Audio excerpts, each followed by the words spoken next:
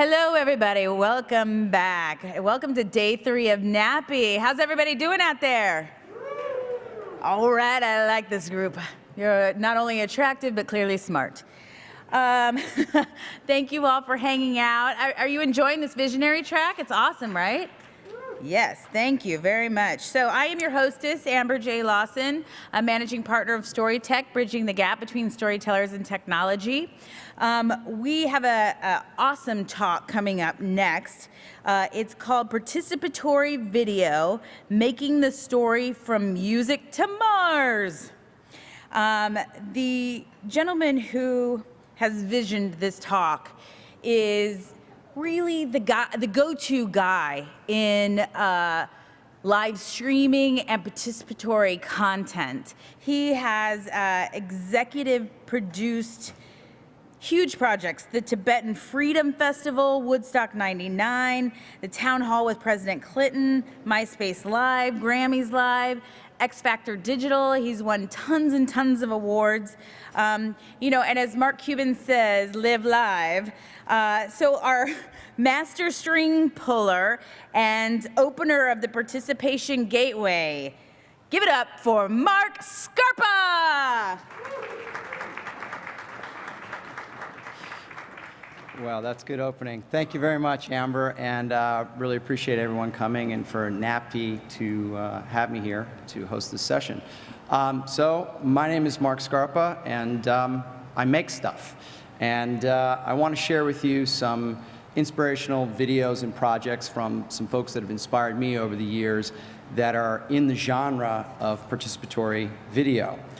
But first, before we do that, since this is about participation, I'd love for everyone to take out their mobile phones and tweet at Marc Scarpa for the Q&A at the end of our session here for questions, comments, whatever you want to share, comment, think, anything. It's all good. Also, those folks that are using the NATPE app, we have a customized dual-screen TV Plus experience as well that will have extended versions of the videos that I'm going to share with you today and some other supplemental information. So big thanks to TV Plus for doing that.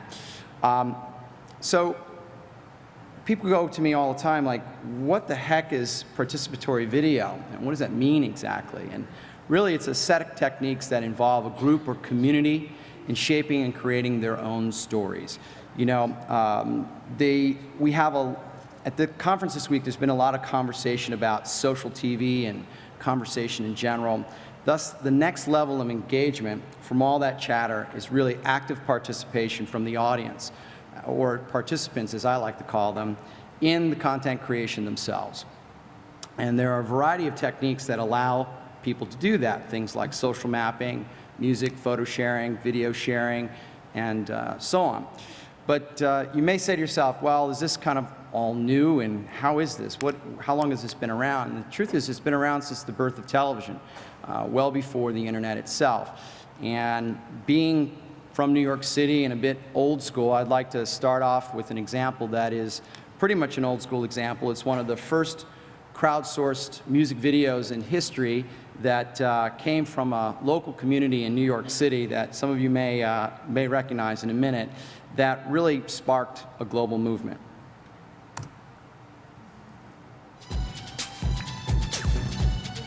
Come on, a little participation, let's go. Everybody, up!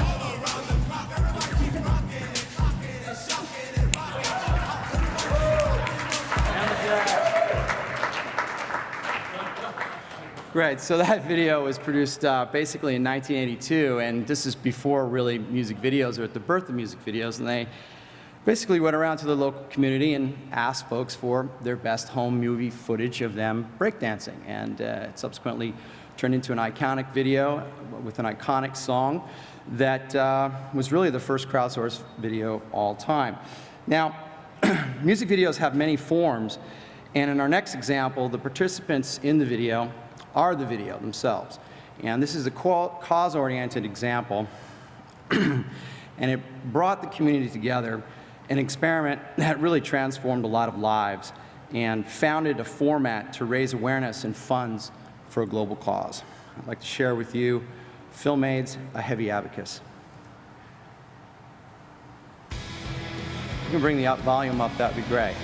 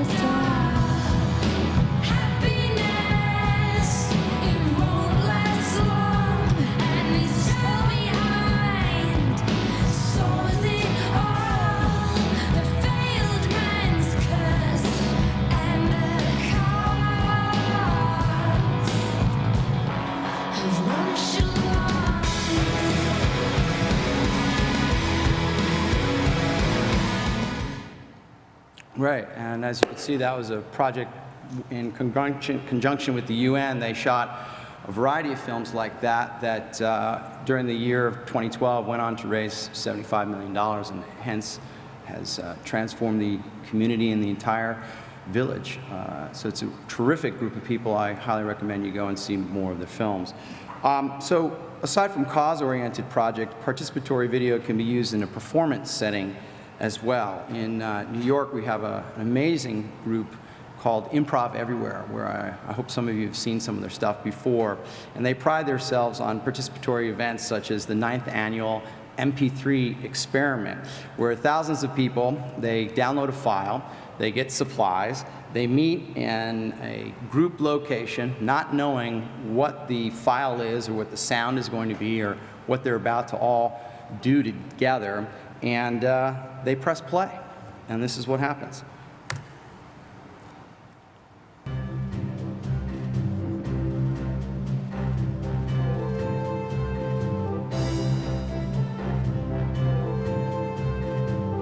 Welcome to the MP3 Experiment 9. Follow my instructions, and we'll all have a pleasant time together.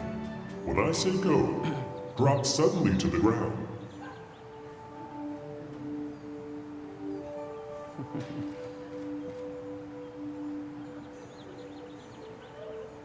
When I say go, we're going to start walking in slow motion.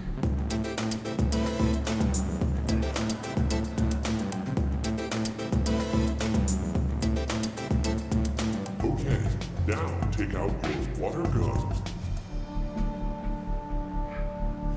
1, 2, 3, begin!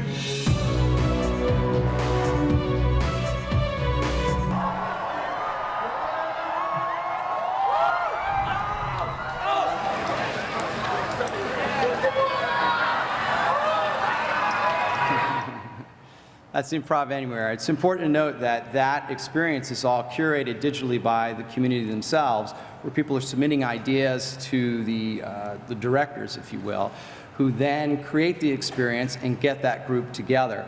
So it's completely created by the people that are actually participating in the experience itself. So it's another example of using digital media to get offline and get together and actually have human interaction.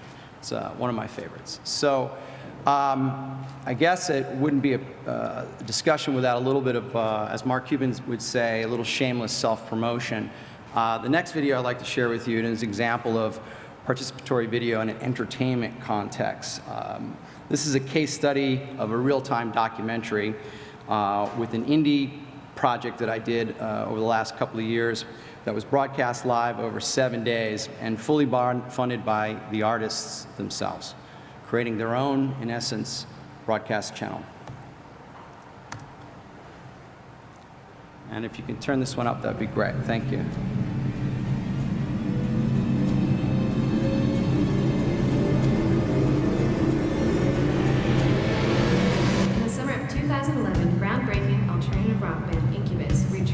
announced the release of their second studio album, If Not Now When, through the innovative, fan-centered participatory media experience, Incubus HQ Live.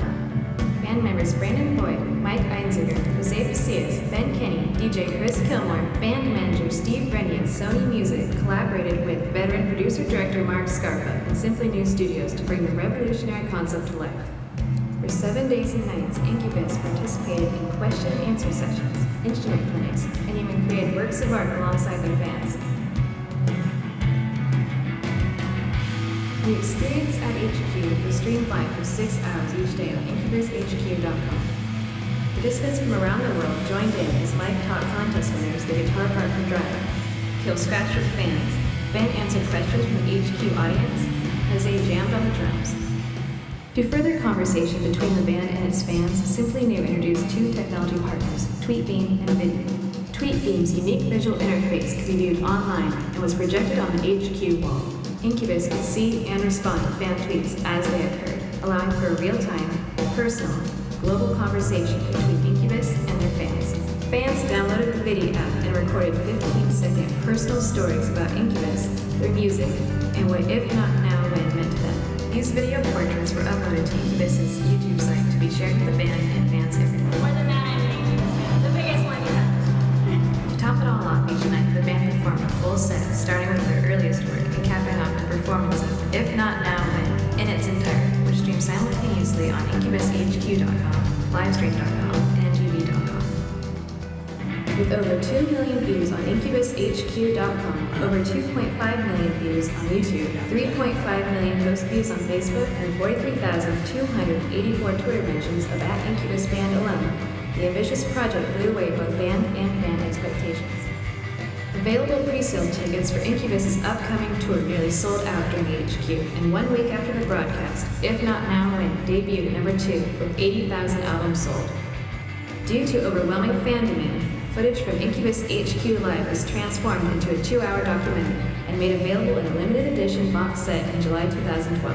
In addition to a 2-disc DVD Blu-ray set of the documentary, the box set includes 4 LP vinyl records of live performances, a 6 CD set of each nightly performance, an autographed coffee table book of fan and band art, and a commemorative HQ laminate. All 1,000 units from the initial production run sold out during pre-sale. Incubus HQ Live was the epicenter of a global gathering for Incubus fans, both in person and through multiple social media and streaming platforms. What began as an ambitious marketing experiment turned into a once-in-a-lifetime experience that neither the band nor their fans will soon forget.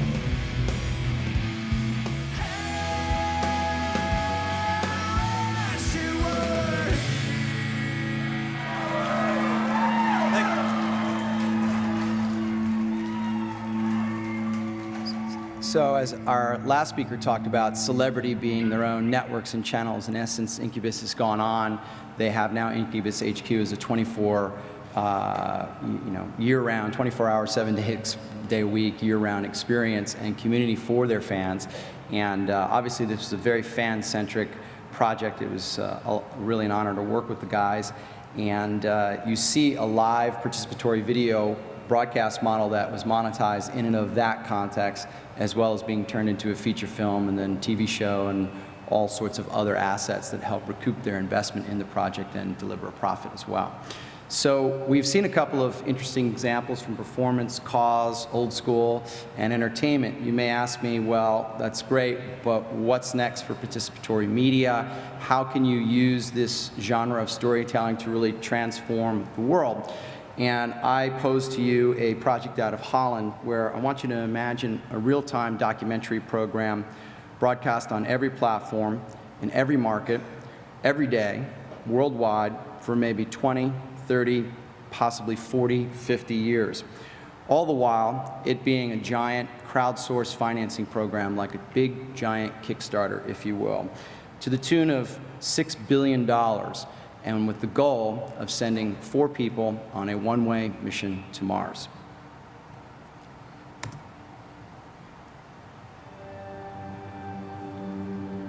Mars One will establish human settlement on Mars in 2023. In that year, the first group of 4 humans will land on Mars. I We will finance this mission by creating the biggest media event ever around. Everybody in the world can see everything that will happen in the preparations and on Mars. Only people like myself and many others who are enthusiastic about the program will contribute. Mars One has designed a mission that is much simpler than previous designs for Mars missions. The most significant simplification is that the crew is actually going to stay and live on Mars with the intention to remain there for the rest of their lives. I think this might become the most spectacular media event ever, watched by everyone on the globe. So you have social TV, social broadcast. Next level of engagement is participatory video, participatory media, and in some use cases, it can really transform and change the world. It's the next level of engagement, it's the next level of storytelling, and it's already happening. It's just now in context, and it's all around you. And I submit to you that there are more and more producers and directors embracing this style of storytelling, and it will become more and more pervasive over the next 10, 20, 30, 40, 50, 100 years. So thank you very much, and I'd like to open it up now for some questions if we can. Awesome. Just raise your hand if you have a question for Marc Scarpa. We got him up here too, I think. Amazing. Where? You're supposed to be.